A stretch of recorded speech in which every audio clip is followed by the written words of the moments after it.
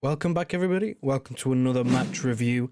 We have progressed in the Champions League through to the quarterfinals for, I believe, it is the 6th year in a row, which is an achievement in itself. But of course, the main one being that we want to win this competition again. We want to go back to back, and we've made the first step towards doing so. Before I come and break this game down, if you do me a massive favour and please leave a like on this video, massively helps the channel out, and subscribe if you are new.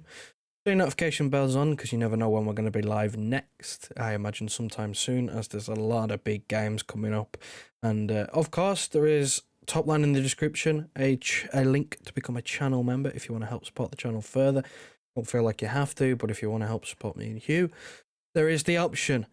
I'll stop the waffle. I'll get on to the game. There's a few talking points that I want to get into. I mean, just as an overall performance, 3-1, both legs 3-1, 6-2 on aggregate. Comfortable, very comfortable.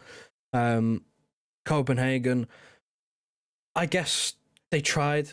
They did try. They tried to give it a go, but at the end of the day, just the quality prevails. We are, especially from sort of last season till now, this team is built for, Champions League nights. We know exactly what does and doesn't work over years of heartbreak and getting over those hurdles, and we are built for trying to win this competition. And it was all about professionalism today. I said in my preview that it's just all about being professional, get the job done. The team's probably going to be slightly rotated. It was more rotated than I thought. A couple of players in there who would probably be playing at Anfield. So look, being professional, we were professional. Obviously, the clean sheet not happening is a little bit annoying. I'm not too stressed about it because it's a common theme this season, so it's not like the end of the world for me because I'm just so used to it now, just conceding goals for the hell of it, that it didn't really bother me too much. So look, let's move on to some individuals. I don't really want to, go too far in because I don't think there's too much to analyse. It was very much, we're 2-0 up in the game, let alone the tie. It's 5-1 after 10 minutes in the game. Like, the tie's over. So I'm not looking into this too much in terms of, as anyone's, made their claim to start at Anfield. I don't think there's anything like that. I'm pretty sure Pep had an idea of the team, and it probably hasn't changed very much. I think there was one area up for grabs, and that's who plays on the left with the Grealish absence. Of course, does someone immediately come in there? Do you shove Foden in there and play someone else in a different position? There was only really one spot for me in the team that wasn't decided upon, and look, I don't think it's changed over tonight, to be honest. I'll talk about that game when it gets to the time, but I'll throw up a player ratings up on screen. As you can see, a lot of 7s because it was just standard. It was just standard, nothing too fancy. Of course, Akanji and Alvarez with 2 9s, 2 best players on the pitch. I gave Akanji man of the match. He was the UEFA man of the match. So many touches, passing was great. He scored a goal, great finish. And just his defensive work was so switched on today that, maybe in another day, if he's not as switched on, talking about Copenhagen, maybe getting another goal and maybe causing a few, shaky legs here and there. So he was my man of the match. He really was a 50-50, to be honest. Alvarez, again, goal and an assist. Gets the assist for Kanji's goal. Gets a little bit of fortune with the goal that he scored, considering the goalkeeper's just flapped at it. And it's gone through not one of his hands, it's gone through both of his hands, which it's harder to do that than to just palm it away. But look, I'm not a professional goalkeeper, am I? So who am I to judge? But gets the fortune with the goal. I thought he played well. I think that he may be one of the players that I'm looking at in terms of Sunday going, has he done enough to maybe warrant playing at Anfield? Personally, I wouldn't. But given the performance today and given the fact that he came on at the weekend against Man United, and then that's when we started to see change in the team's performance, I think he's one of the players that they come the closest to making a claim to start that game. But in terms of the rest, of course, a couple of 8s in there. Rodri taken off at half time, as I kind of expected. As soon as it was 3-1 at half time, I thought both Rodri and Haaland would come off. I was wrong with Haaland, but I was right with Rodri.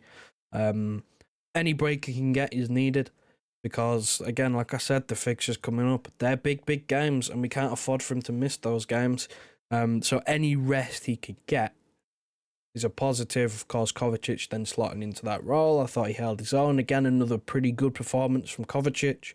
He's another one that, for me, it's between him and Alvarez for Sunday. Of course, I'd probably prefer Kovacic. I think he gives us a little bit more presence in the midfield, being an actual midfielder. But it was kind of between those two, and I guess the spotlight was more on those two today, and they both played well. So we'll see what happens come Sunday. But Kovacic again proving that, maybe we don't need that Rodri backup. Maybe Kovacic can deputise in that role. Maybe the whole Calvin Phillips experiment, we don't need to go through that again and sign any players.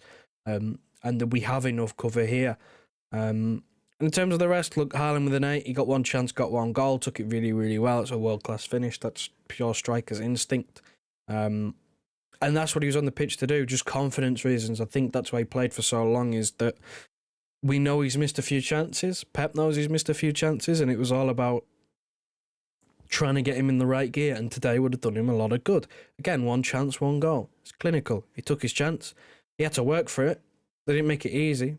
He took it down in the edge of ran the edge of the area, and he had to go through a couple of players, but the finish is world class, and that's exactly what he needs going ahead at Anfield, because we need him if he gets a chance to take it, because that's going to be a game of fine margins.